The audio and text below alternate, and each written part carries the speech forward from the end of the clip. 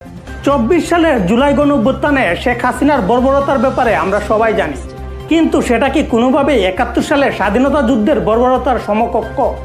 শেখ হাসিনা এবং তার দোসররা যে অপরাধ বাংলাদেশে করেছে, আমি সরি, আমার মনে হয় 1971 সনে পাকিস্তানি বাহিনী এত জঘন্য অপরাধ করে নাই।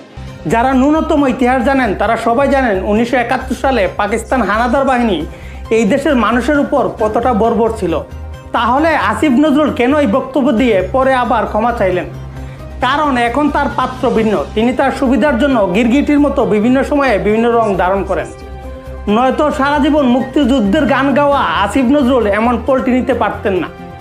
বাংলাদেশের মুক্তিযুদ্ধের ইতিহাস যতদিন থাকবে ততদিন ডক্টর আসিফ নজরুল মুক্তিযুদ্ধের ইতিহাস বিকৃতি নিয়ে গিরগিট হিসাবেই পরিচিতি পাবেন।